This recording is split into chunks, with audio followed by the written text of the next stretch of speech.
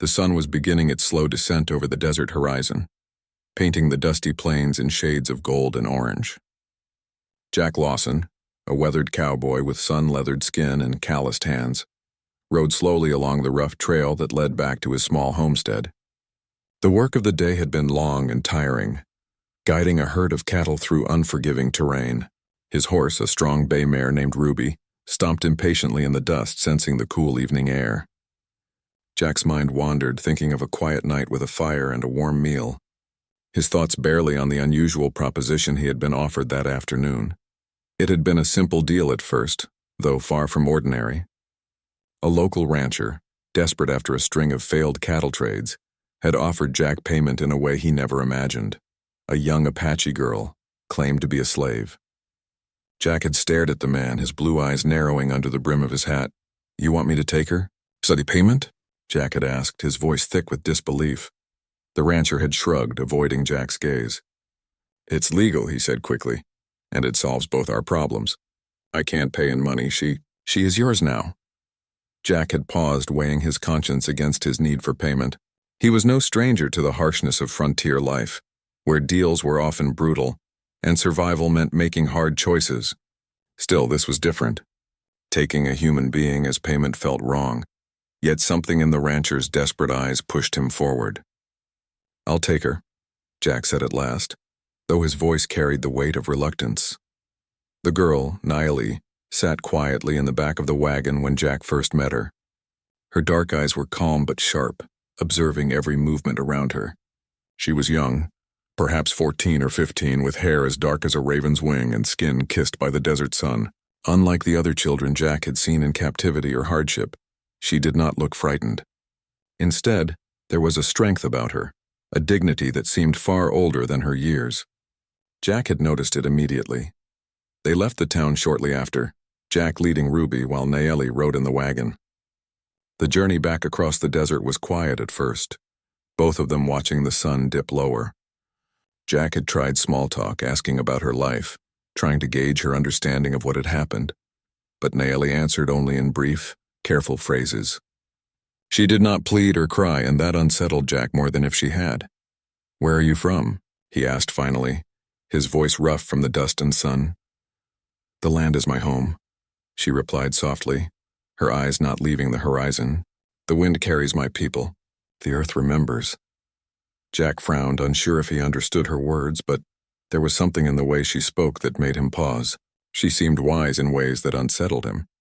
He was used to dealing with cattle, horses, and the occasional outlaw, but this girl carried an air of knowledge and authority that was rare in someone so young. The first danger came sooner than Jack expected. As they rounded a bend in a narrow canyon, a group of bandits emerged from behind the rocks, weapons drawn and eyes glinting with greed. Jack's hand went instinctively to the revolver at his hip, but his heart skipped a beat. There were more of them than he could take on alone. "Stay behind me," Jack commanded, his voice low but firm. Naili did not flinch. Instead, she jumped lightly from the wagon and crouched behind a rock, eyes scanning the approaching men. Jack noticed she had a small dagger strapped to her belt. It was simple, but he realized it could be deadly in skilled hands. The bandits laughed, underestimating the duo in front of them. Jack fired a warning shot, the sound echoing off the canyon walls, but the men continued advancing. That's when Naili moved. Quick, precise, and fearless, she darted from her cover, striking one of the bandits with a force Jack didn't think a girl her size could muster. The man crumpled to the ground and the others hesitated, startled. Jack's jaw dropped. "Where did you learn that?" he muttered under his breath as he fired another shot to keep the others at bay. "My father taught me," Naili said quietly, returning to cover. "The land can be dangerous." "One must know how to defend it." Jack swallowed hard. There was more to this girl than he had imagined. His perception of her as a helpless captive began to shift. She was no victim. She was a warrior. Together they managed to drive off the bandits, leaving them to retreat with groans and curses echoing behind them. That night, around a small fire, Jack watched Naili carefully as she prepared a simple meal from dried meat and water. She worked efficiently, every movement deliberate. Jack, exhausted from the day's events, could not shake the feeling that he had stumbled into a situation far beyond his understanding. "Tell me about your father," Jack said finally. Trying to bridge the distance between them, Nayeli hesitated, her eyes flicking to the fire and then back to him. He is the chief of my people. He teaches honor, courage, and respect for all life. One day I will lead beside him, or after him, as is the way of our tribe. Jack felt a lump in his throat. He had expected fear, anger, or sorrow, but not this quiet confidence. Your tribe? He asked, his voice unsure. Yes, Nayeli replied simply. They are strong. They protect the land. They honor those who walk in truth. The words settled heavily over Jack. He realized then that he had unknowingly taken someone of immense importance. Her presence was not a burden.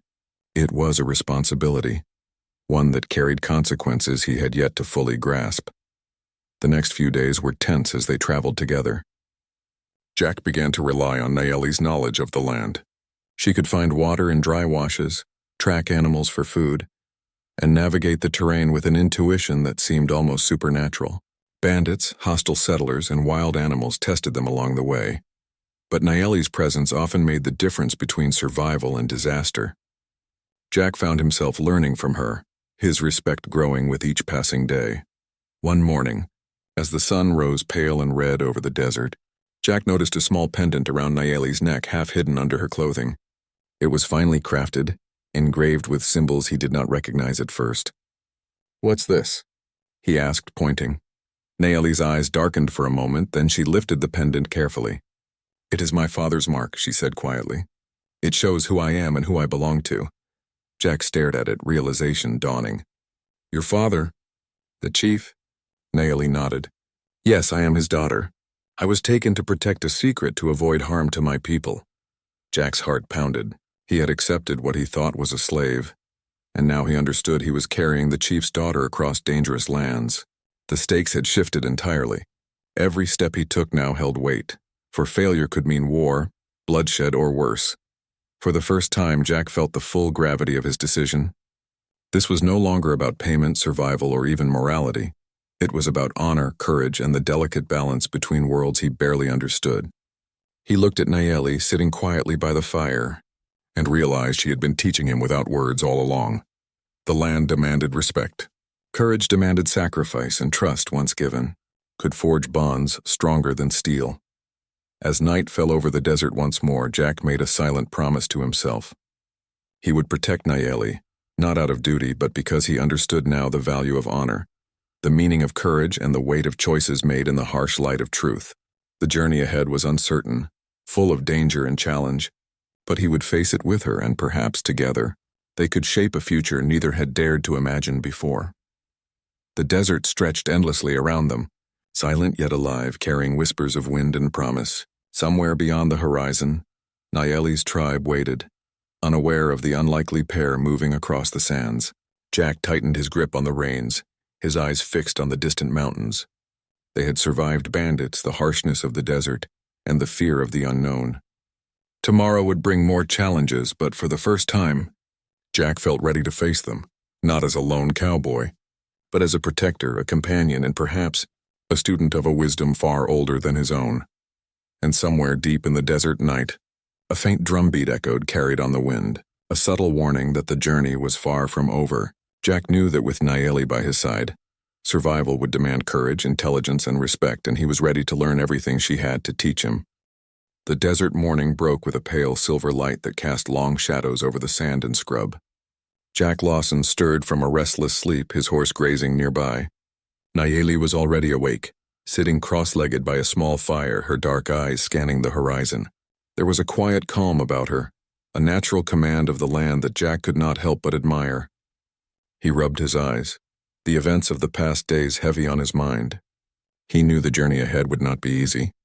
Carrying the chief's daughter through dangerous lands required not just skill, but wisdom and careful judgment.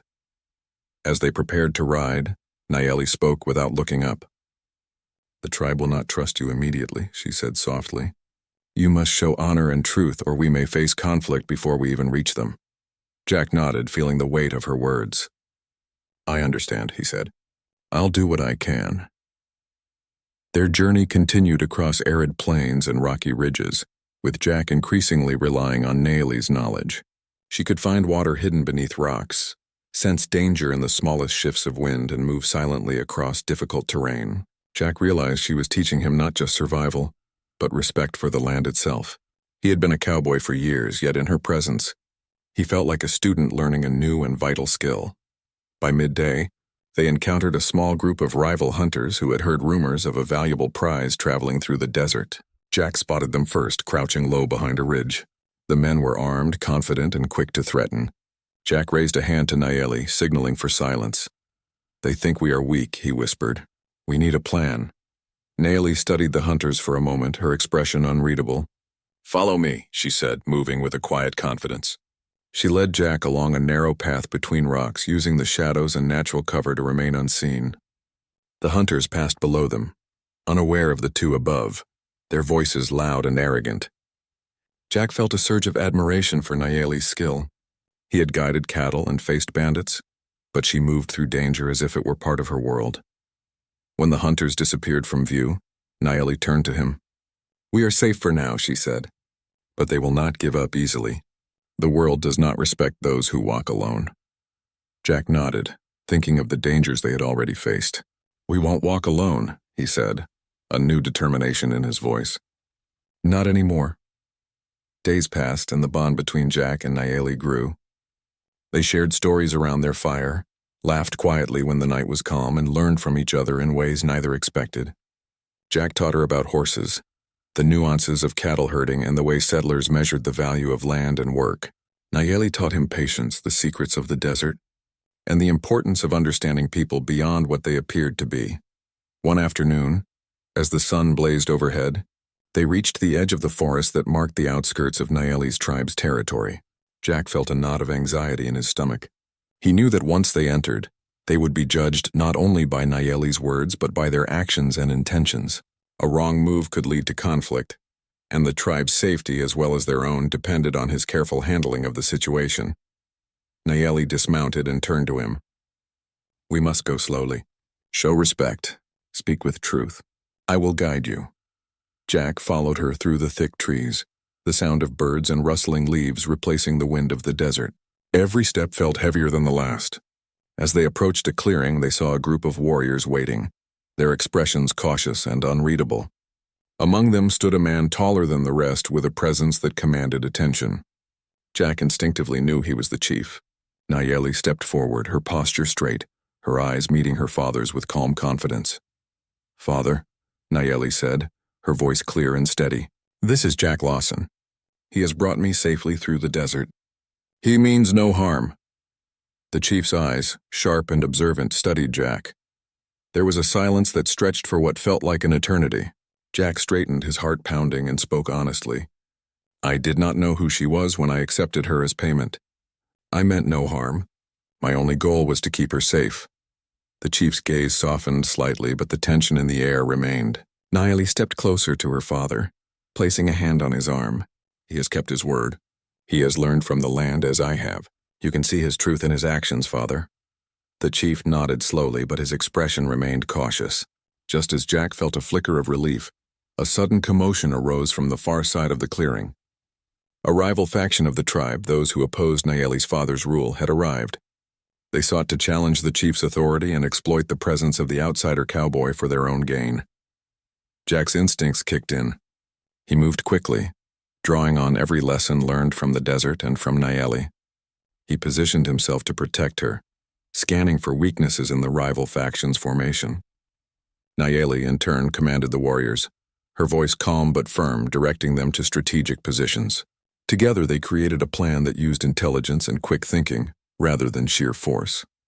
The rival faction attacked with shouts and weapons, expecting an easy victory. Jack and Nayeli's combined strategy, however, caught them off guard. Jack used clever distractions, guiding the opposing warriors into traps of his own making. Nayeli coordinated the defenders, anticipating movements and countering attacks with precision. The battle was tense and chaotic, but the rival faction quickly realized they had underestimated the strength and unity of Nayeli and Jack. By the end of the confrontation, the rival faction had been driven back and the clearing was quiet once more. The chief approached Jack, his eyes steady and full of respect. "You have shown courage, wisdom, and honor," he said. "You protected my daughter and my people when others sought to harm us. "I am grateful for your actions, Jack Lawson." Jack nodded, feeling a weight lift from his shoulders. "I only did what was right," he replied. "Nayeli guided me every step of the way." The chief turned to his daughter, a proud smile on his face. Nayeli stepped forward and placed a hand lightly on Jack's shoulder. "He has learned. He is a friend," she said softly, her eyes meeting his with a quiet affirmation. With the rival faction defeated and the chief's trust gained, Jack felt a sense of belonging he had never known. He had come to the desert seeking only payment for his work. Yet he had found friendship, respect, and a bond that transcended the boundaries of culture and land. The chief welcomed him not as an outsider, but as a trusted ally, a man of honor who had proven himself through actions rather than words. In the days that followed, Jack learned more about the tribe. He observed their rituals, their connection to the land, and the wisdom passed down through generations. He marveled at the strength of their community, the way they worked together in harmony with the desert and the forest, and the courage it took to maintain peace in a world filled with danger. Nayeli's guidance continued, and Jack found himself growing not just as a cowboy, but as a person, stronger, wiser, and more aware of the responsibilities that came with power and knowledge. One evening, as the sun set behind distant mountains, Jack and Nayeli stood on a ridge overlooking the tribe's village. The firelight from their homes flickered below, and the sound of laughter and song filled the air. Jack turned to Nayeli, gratitude and admiration in his eyes. "I never expected any of this," he said quietly. Nayeli smiled, her expression calm and serene. "Life is full of unexpected journeys. We learn who we are not by the easy paths, but by the challenges we face and the choices we make." Jack nodded, understanding the truth in her words. He had come into the desert seeking only survival and payment. Yet he had found courage, wisdom, and a friendship that would last a lifetime. The chief's daughter, once thought to be a simple burden, had become his teacher, his guide, and his equal in every sense that mattered. As night fell, the stars sparkled above, vast and infinite, casting a soft light over the desert and the village. Jack felt a quiet peace settle over him, a sense of belonging that he had never known in his solitary life. He had faced danger, uncertainty, and moral dilemmas, yet he had emerged stronger, wiser, and respected by those he had once feared would see him as an enemy. The desert night was alive with the sounds of life, the whispers of the wind, the distant howl of a coyote, and the quiet murmur of the tribe celebrating another day of survival and unity.